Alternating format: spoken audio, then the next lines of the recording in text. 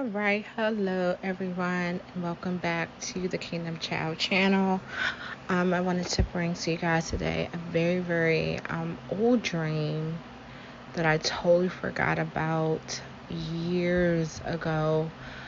I'm gonna kind of give it to you guys right off the top of my head. I grabbed the recorder, it's on the side. It was brought back to my remembrance. But I do remember residing in this apartment building with my mom years ago. I was really young. But in the dream, I was still at that apartment building on the third floor. And I want to say that there were people or I don't know if they were like men in black or something. That I don't know if they like broke in the house or what it was. But they were trying to get to the bedroom where myself and my younger baby brother was at the time. And I remember taking sheets and tying them together and tossing them out of the window. And as we're climbing toward the bottom of the sheets, toward the ground, I look up and they're still after us. So we began running. Now the building itself has like a side of the building has like an area of grass, and it's cut off by a brick wall. You can stand at the edge and jump down, and there's like a sidewalk, and a little bit further there's like the one of the main streets.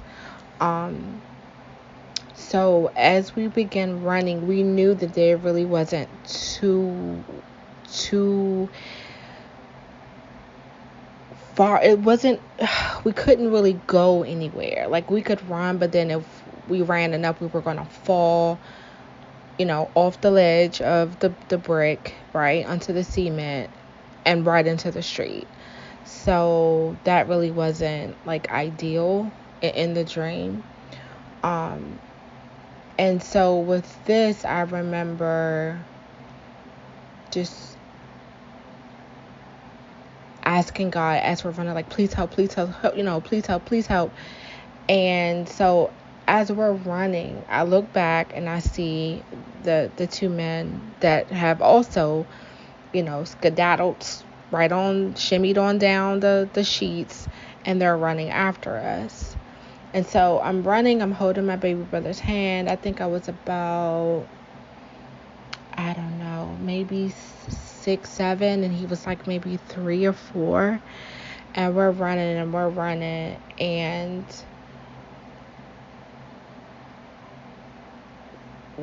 in my brain, it's like, how we think about like the Peter Pan, like, you just kind of can fly. I mean, obviously you needed like the little Tinkerbell, dust or whatever, but like in my brain, it's like I kind of willed myself to like, okay, we just need to fly, right? But I knew that was God from a different angle, because I'm also like, I'm on the ground, but I'm also looking up, like downward, and then I see us rising, like we're running, but like we're rising off the ground, like we're running kind of like in the air type of thing. And I remember looking back over to the guys that were running, kind of just stopped in amazement, like, you know what I mean? And we were able to just get away, fly away. I'm not sure where we landed. That was pretty much where the dream ended. However, years of course has gone by, and I'm thinking about it, and I'm just like, wow, the Lord always provides a way of escape when we see that there is just no way, and that we're gonna run into a brick wall, we're gonna get caught, like this is gonna be the end of us. Like, he always provides a way out. He always comes in the nick of time. He always rescues us. And it's amazing when you just look at life in different situations, and we have a common enemy, that wants to kill, steal, and destroy us. And he would do any and everything. He would send whomever and everything to to come, with their own goal in mind. But greater is he that is in us than he that is in the world. And I feel like not having that faith that God would come and rescue us during our time of need, maybe we would have been conquered. And maybe, I don't know. I don't like to think like that, because I've always trusted that and I know it to be true, though. That's a difference too. That he does come through, and he does provide, and he does make a way. He is our refuge, and I think sometimes the weight of life can get to many of us, and we may feel as though that he's not there, that he's not attentive to our situations and our needs, and he doesn't hear and see and feel, and he really truly does. But we just have to remember who he is, and we need to always make sure that we're activated in our faith. Sometimes I feel like faith for some may sit dormant.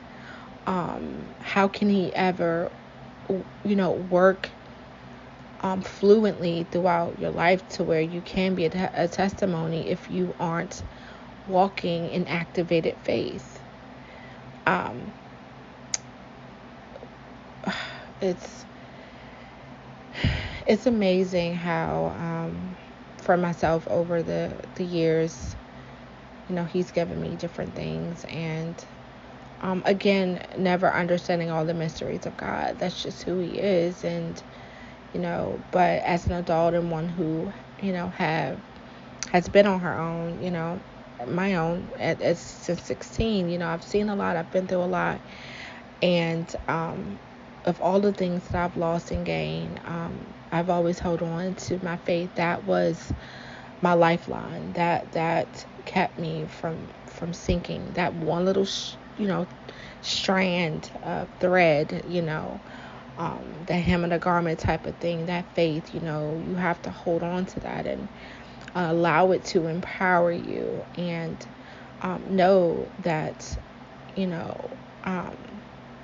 we can never be defeated. Christ has gone before us in our battles. He's already won the war. We have to believe that, and know that in every trial and in every test, and this is another thing too. It's like,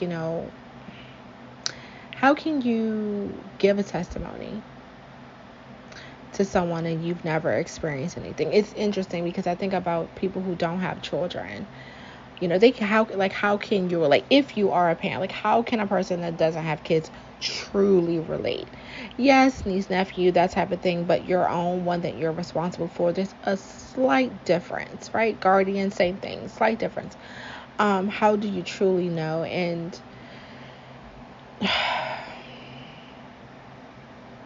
I don't know. We have to hold on to the word. We have to allow it to apply to our lives in every area. We have to put on the full armor. We have to, and in order to be a testimony for someone else, we have to endure. We have to go through. We have to be tested.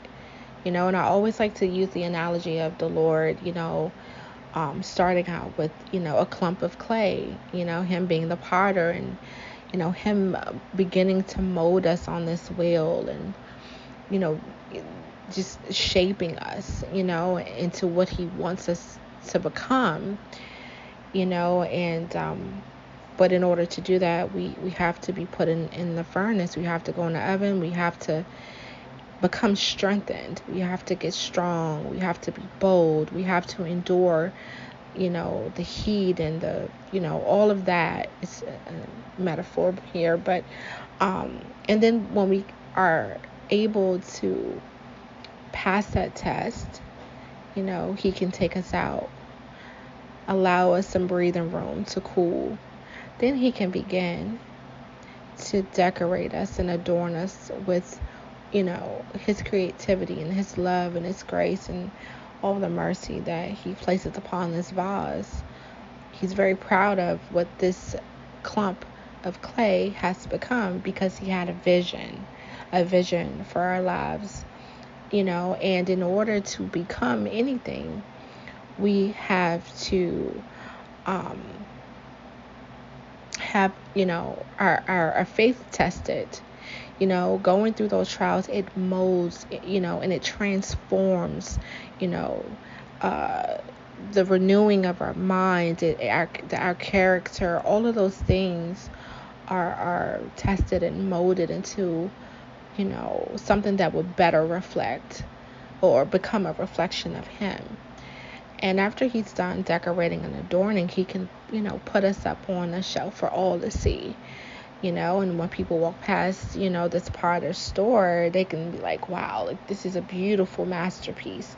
But sometimes people are so quick to go and they want this and they want that, but they don't understand the process that it took for it to become what it is today, And I just want you guys to be encouraged and know that this too shall pass. Everything happens in its own time and season. And our timing is never ever God's timing. But he is always on time. Always on time. He may not come when we want him to, because some days we're like, oh Lord, any day now. I'm tired of crawling. I'm crawling. My knees are killing me. You want to up and you want to run, and trust me, I've been there. But patience is a virtue. It truly is, and you have to wait on God, and you have to be able to endure. You have to, because sometimes when we rush things, they don't. 9 times out of 10, they never really work out the way that we want them to. And sometimes when we move too fast, we end up in situations that we have no business, and and then we have to call on him to come and get us out of those situations. Thank God for free will, but I think that, with him making us new creatures, we have to begin to mature in a way that we know what's expected of us. And I know there's a lot of babies in Christ still, and I know there's a lot of, veterans and those who can, become shepherds over that flock that is still learning and growing. And I just want to encourage everyone that hold tight to your faith. Hold tight, because things are going to get really, really rough, and there are going to be moments here soon where we're going to have to rely on that relationship with God, on our faith to get us out of certain situations. And there may be even times when God allows those situations to knock at our door, but do not be afraid, for he is with us. And I do believe that we are entering a season where we talk about the separation. You've been hearing a lot about the wheat and tare, and again, who am I, right? I can only go by what I see, and I speak as I'm led, so we just want to give thanks to the Lord in advance for all the things that he has done, is doing, and will do.